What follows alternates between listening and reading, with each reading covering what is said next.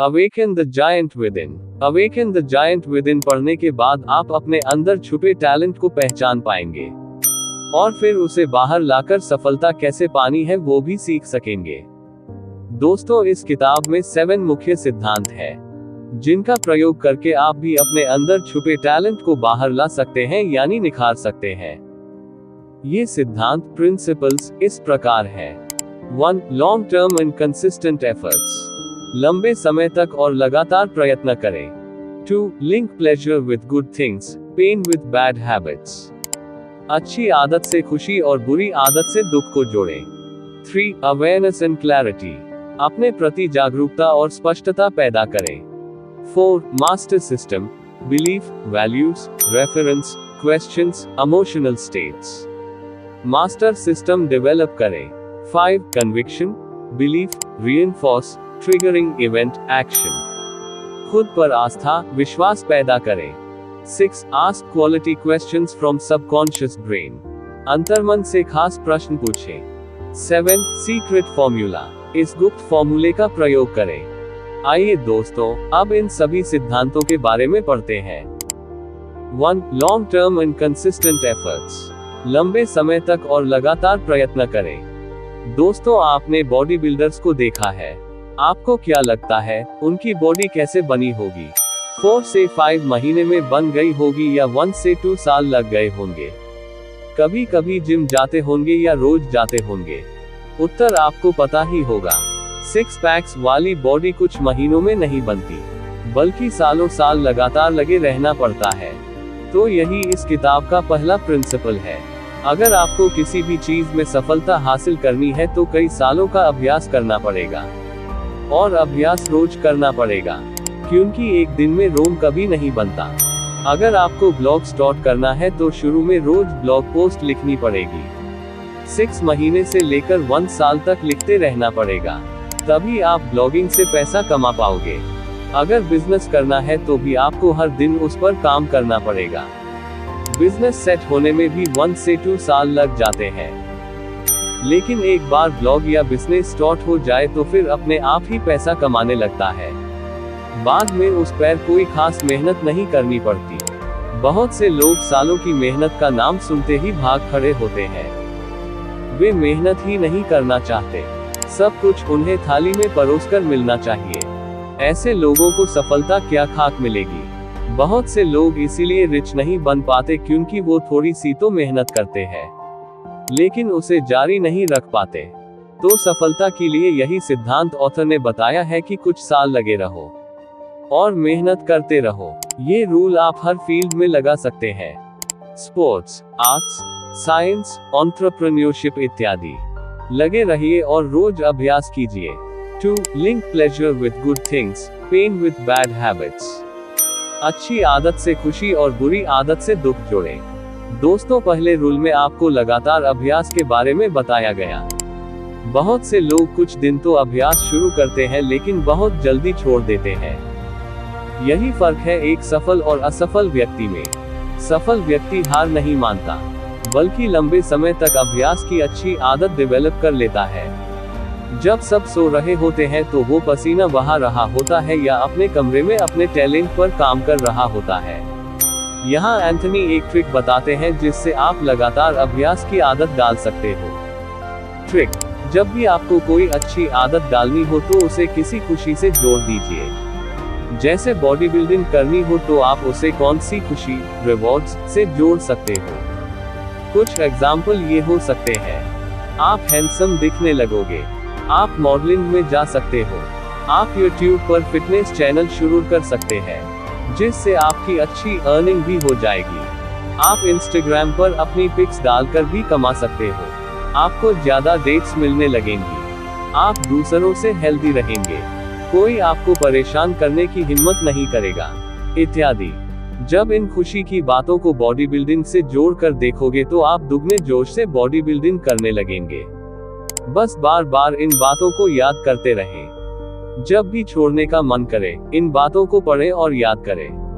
आपका ब्रेन फिर से मोटिवेट हो जाएगा और आप लंबे समय तक बॉडी बिल्डिंग में लगे रहोगे और एक दिन आप भी आर्नोल्ड श्वार्ज़नेगर जैसी बॉडी बना सकते हो। ऐसे ही अगर आपको ब्लॉगिंग करनी हो तो आप कौन सी खुशी उससे जोड़ सकते हो? पैसा, नेम, फेम, वर्ल्ड ट्रैवल इत्यादि। तो दोस्तों, ये ट्रिक आप किसी भी अच्छी आदत के साथ कर सकते हो। उस आदत को रिवॉर्ड से जोड़ दीजिए। इसी प्रकार दोस्तों, अगर आपको बुरी आदत छोड़नी हो तो आप उसे किसी दुख, हार्म्स से जोड़ दीजिए। जैसे मान लीजिए आपको स्मोकिंग की आदत हो तो आप उसे इन चीजों से इसे जोड़ सकते हो। एम्फसीमा, फेफड़ों का सिकुड़ जाना की बीमारी हो सकती है। 4 सीढ़ियां चढ़ते ही हांफने लगोगे। सेक्सुअल स्टेमिना कम हो जाएगा। जल्दी बुढ़ापा आने लगेगा। लंग कैंसर हो सकता है, इत्यादि।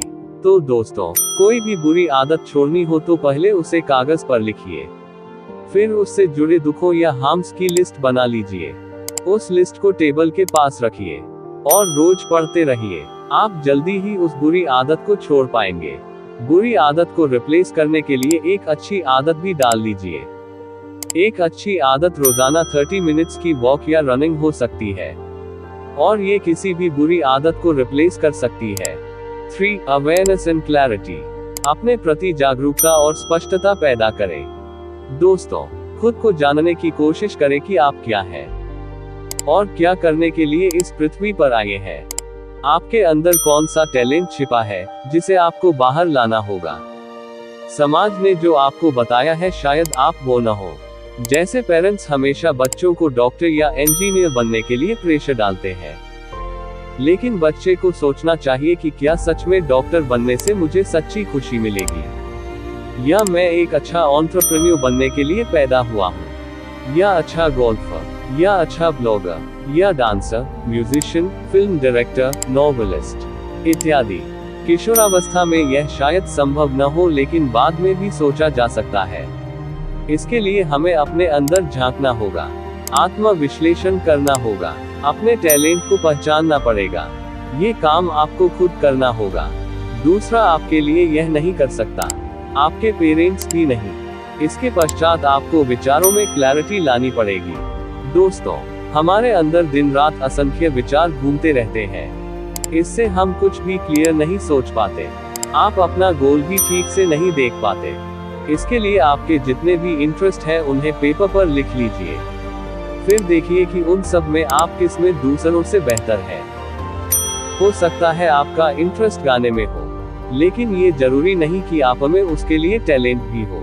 कई बार हमें गलत भी लग सकता है और हम गलत गोल भी चुन सकते हैं। जैसे कुछ लोगों के फ्रेंड्स मजाक में बोल देते हैं, तुम तो गजब की एक्टिंग करते हो। अगर वो आदमी क्लियरली अपने टैलेंट को जाने बिना ही उनकी बातें सुनकर एक्टिंग फील्ड में चला जाए तो बर्बाद भी हो सकता है, क्योंकि जिसे वो टैलेंट मान बैठा है उतना तो हर किसी में होता है। इसलिए पहले ठीक से क्लियर कर ले कि कौन सा टैलेंट सच में आप में कूट कूट कर भरा है।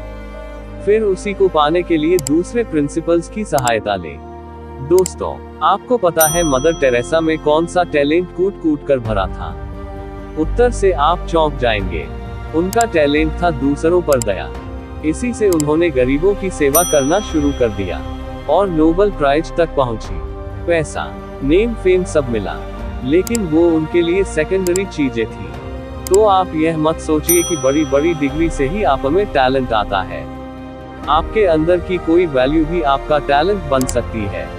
4. Master system, belief, values, reference, emotional states. Master system develop करना सीखें। अगर आपको सफल बनना है तो मास्टर सिस्टम डेवलप करना होगा। इसके लिए आपको निम्न 4 चीजों की जरूरत पड़ेगी। आई बिलीव, विश्वास। बहुत सारे लोग इसलिए सफल नहीं हो पाते क्योंकि उनके बिलीव्स गलत हैं। कुछ गलत बिलीव्स के एग्जाम्पल्स। पैसे को लेकर रॉन्ग बिलीफ, पैसा सब समस्याओं की जड़ है। हकीकत, बिल गेट्स के पास बहुत पैसा है, इससे उनको क्या समस्या है? खुद ऐशो आराम से रहते हैं और साथ साथ खूब सारी चैरिटी भी कर पाते हैं। पैसे से तो समस्याएं सॉल्व की जा सकती है, जैसे गरीबी, भूखमरी आदि। अगर कोई पैसे को क्रिटिसाइज करेगा तो क्या पैसा उसके पास आना चाहेगा? इसलिए ऐसे रॉन्ग बिलीफ को बदलकर करेक्ट बिलीफ डालना चाहिए। बॉडी बिल्डिंग को लेकर रॉन्ग बिलीफ, इसके लिए तो जिम चाहिए और टाइम। हकीकत, आप एथलीट्स को देखिए, या सोल्जर्स को देखिए, ये जिम जाए बिना भी अपनी बॉडी को स्लिम और मस्क्यूलर रखते हैं। क्या आपने कभी सोल्जर की तोंद बड़ी हुई देखी है? जिम तब चाहिए जब आपको मॉडलिंग में जाना हो या किसी कंपटीशन में हिस्सा लेना हो। फिट रहने के लिए आप घर पर भी एक्सरसाइज कर सकते हैं। रही बात समय की, तो आपको सारा दिन वर्कआउट करने की जरूरत नहीं होती। आप घर पर डेली 30 मिनट्स एक्सरसाइज करके भी फिट रह सकते हैं। ब्लॉगिंग को लेकर रॉन्ग बिलीफ, ब्लॉगिंग सिर्फ कंप्यूटर की समझ वालों के लिए होती है या जिन्हें कोडिंग या प्रोग्रामिंग आती हो। ये बात भी सही नहीं है। अमेरिका में एक हाउसवाइफ ने छोटे बच्चे की देखभाल कैसे करें इस पर एक ब्लॉग शुरू किया था। आज वो पेरेंटिंग में नंबर 1 ब्लॉग बन गया है। उस महिला को न कोडिंग आती थी, न ही उन्होंने कंप्यूटर की पढ़ाई की थी, न ही बहुत टेक्निकल चीज का ब्लॉग था। साधारण सा विषय था, लेकिन लोगों के लिए बहुत हेल्पफुल था। जो भी नए पेरेंट्स होते थे, उन्हें उस ब्लॉग से काफी अच्छे टिप्स मिलते थे। ऐसे ही कितने लोग हिंदी न्यूज, जीके आदि के ब्लॉग चला रहे हैं और पैसा बना रहे हैं। इसलिए लेखक कहते हैं कि नेगेटिव बिलीफ मत पालिए। अगर आपके अंदर सच में टैलेंट है तो ये मत सोचिए कि आप इसे नहीं कर सकते, बल्कि पॉजिटिव बिलीफ डालिए कि आप उस काम को हर हालत में करेंगे। फिर बुक में दिए सारे प्रिंसिपल्स की हेल्प से उसमें जुट जाइए। आपके टैलेंट को दुनिया जरूर देखेगी। वैल्यूज, सफलता पाने के लिए वैल्यूज का बहुत बड़ा रोल होता है। अक्सर लोग सफल होने के लिए मेहनत की बात तो करते हैं, लेकिन वैल्यूज पर ध्यान नहीं देते। वैल्यूज का मतलब है आपके अंदर के अच्छे गुण। अच्छी वैल्यूज का बहुत महत्व होता है। ये आपको किसी भी क्षेत्र में सफल बना देती है। कुछ अच्छी वैल्यूज है जैसे दूसरे की हेल्प करना, इससे लोग भी कभी न कभी आपकी हेल्प करेंगे। छोटे या बड़े हो, उनसे इज्जत से बात करना, इससे लोग भी आपकी इज्जत करेंगे। दूसरों पर दया करना, इससे लोग आपको दुआ देंगे और सम्मान करेंगे। ऐसी कई वैल्यूज हो सकती हैं जो सफलता के लिए बहुत जरूरी है। कुछ लोगों में नेगेटिव आदतें होती हैं, जैसे झूठ बोलना, ईर्ष्या करना, झगड़ा करते रहना, धोखा देना, सफलता मिलने पर घमंड से भर जाना इत्यादि। ऐसे लोगों की समाज में गलत छवि बन जाती है और मौका पड़ने पर दूसरे लोग भी उनकी हेल्प नहीं करते। इसलिए अपने में पॉजिटिव वैल्यूज बढ़ाते रहें। जैसे बात बात पर गुस्सा करते हो तो अपने आप को बदलिए, आपका ही भला होगा। ऐसे ही वैल्यूज बढ़ाने की हर इंसान में गुंजाइश रहती है। तो आज ही अपने भीतर झांकिए और डिसाइड करिए कि अच्छी वैल्यू डेवलप करेंगे। रेफरेंस, सफल बनने के लिए आपके पास एक रेफरेंस या एग्जाम्पल होना जरूरी है। आप अच्छा बॉक्सर बनना चाहते हैं तो आप किसका रेफरेंस लेंगे? हो सकता है आपके शहर में कोई अच्छा बॉक्सर हो, तो आप उससे सलाह ले सकते हैं, उसकी कला भी सीख सकते हैं। ब्लॉगर बनना है तो आप एक दिन किसके जैसा बनना चाहेंगे? ऐसे हर फील्ड में रेफरेंस ढूंढ लीजिए। इससे आपको बहुत ज्यादा प्रेरणा मिलती रहेगी और आप आगे बढ़ते रहेंगे। Emotional states.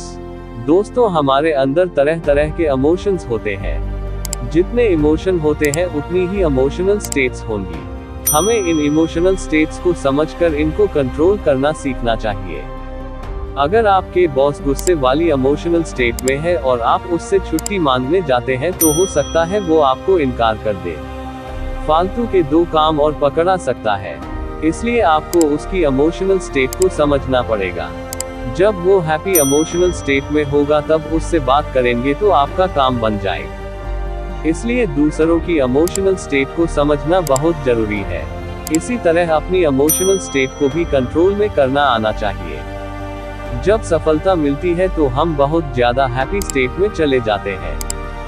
अगर हम उसे कंट्रोल नहीं करते तो हमें घमंड आ जाता है, लेकिन अगर कंट्रोल रखें तो हम हम्बल लगते हैं। लोग हमारी ज्यादा इज्जत करते हैं। इससे हमारी वैल्यू बढ़ जाती है, हमें और सफलता मिलने लगती है। ऐसे ही किसी की बुरी बात पर हम एंग्री स्टेट में चले जाते हैं, हम उससे झगड़ा करने लगते हैं। इससे दोनों ही साइड का मूड खराब हो जाता है, दोस्ती में भी दरार आ जाती है। इसलिए हमें खुद को एंग्री इमोशनल स्टेट में जाने से रोकना आना चाहिए। 5 conviction, belief, reinforce, triggering event action. खुद पर आस्था, विश्वास पैदा करें। एंथनी कहते हैं कि अगर आपको सफल होना है तो कन्विक्शन पैदा करनी होगी। कन्विक्शन का मतलब है खुद पर विश्वास रखना और अपने गोल को प्राप्त करने के लिए जुट जाना। आप अपने अंदर कन्विक्शन 4 तरह से ला सकते हैं। बिलीफ, सबसे पहले विश्वास कीजिए कि आप इस काम को कर सकते हैं। बिलीफ पर हम ऊपर भी बात कर चुके हैं। रिइंफोर्स, इसके बाद उस भरोसे को मजबूत करिए। अपने गोल पर रोज मेहनत करिए, रोज खुद को मोटिवेट करिए। ट्रिगरिंग इवेंट, जब आपको जरा भी कुछ पॉजिटिव होता दिखे तो वो आपका ट्रिगरिंग इवेंट होता है। मतलब उस समय आप जान जाते हैं कि आप अपना गोल पूरा कर पाएंगे। एक्शन, इसके बाद तो आप जी जान से जुट जाइए। दुगने जोश से एक्शन लीजिए। ऐसा रोज और लंबे समय तक करना पड़ेगा। ये बहुत जरूरी है। बहुत ज्यादा लोग यही मात खा जाते हैं। वे जल्दी छोड़कर चले जाते हैं। ट्रिगरिंग इवेंट का भी इंतजार नहीं करते। आइए बॉडी बिल्डिंग के एग्जाम्पल से समझते हैं। पहले बिलीव कीजिए कि आप भी आर्नोल्ड जैसी बॉडी बना सकते हैं। फिर हर दिन एक्सरसाइज करने में जुट जाइए। जब आप थोड़े से एब्स या बाइसेप्स देखेंगे तो ये आपका ट्रिगर पॉइंट होगा। यहाँ पर आपको रुकना नहीं है, बल्कि पूरे जोश से जुट जाइए। 1-2 साल तक लगे रहिए। आपकी बॉडी फिटनेस मॉडल की तरह हो जाएगी। ऐसा ही आप किसी भी गोल को हासिल करने के लिए कर सकते हैं। ट्रिगर पॉइंट तक जरूर पहुंचे। वो बताता है कि हाँ कुछ हो रहा है। उसके बाद ही चमत्कार होते हैं। 6. Ask quality questions from subconscious brain. अंतर्मन से खास प्रश्न पूछें। जब आप अकेले होते हैं तो आपको किसी भी प्रॉब्लम को सॉल्व करने के लिए इस तकनीक का इस्तेमाल करना चाहिए। आप अपने सबकॉन्शियस ब्रेन से गोल से रिलेटेड क्वेश्चन पूछिए। जैसे ब्लॉगिंग का एग्जाम्पल ले तो आप पूछ सकते हो, आप मुझे तो लिखना ही नहीं आता, मैं कैसे ब्लॉग स्टार्ट करूं? आपका सबकॉन्शियस ब्रेन जवाब देगा, कंटेंट राइटर हायर कर लीजिए। आप वो कहां से मिलेगा? सबकॉन्शियस ब्रेन या हमारी प्ले लिस्ट एम्पडे। इस तरह से आप कितने भी क्वेश्चन अपने सबकॉन्शियस ब्रेन से पूछ सकते हैं। उसके पास हर चीज का जवाब होता है। ऐसा सोने से पहले करें तो अच्छा रहेगा। आपका सबकॉन्शियस ब्रेन नींद में भी जागृत होता है। वो आपकी प्रॉब्लम का सलूशन ढूंढने में जुट जाएगा। 7. Secret formula. तो दोस्तों, ऊपर की सारी डिस्कशन का जो निचोड़ है उसी को फॉर्मूला के रूप में दे सकते हैं। अपने छुपे टैलेंट को बाहर लाना है तो ये 4 स्टेप का फॉर्मूला जरूर इस्तेमाल कीजिए। स्टेप 1, डिसाइड करें कि क्या करना है। स्टेप 2, फिर उस गोल पर जुट जाएं। स्टेप 3, देखें कि क्या चीज काम नहीं कर रही। स्टेप 4, अगर सफलता नहीं मिल रही तो स्ट्रैटेजी चेंज करें। लंबे समय तक गोल हासिल करने में लगे रहें। आपका बहुमूल्य समय देने के लिए धन्यवाद। अगर आपको ये वीडियो अच्छा लगा हो तो हमारे इस YouTube चैनल रिच वाणी को सब्सक्राइब करिए, वीडियो को लाइक करिए और अपने परिवार मित्रों के साथ जरूर शेयर करिए। भविष्य में आप और किस टॉपिक पर वीडियो देखना सुनना चाहते हैं उसके लिए कमेंट करिए। मिलते हैं नेक्स्ट वीडियो में। Thank you.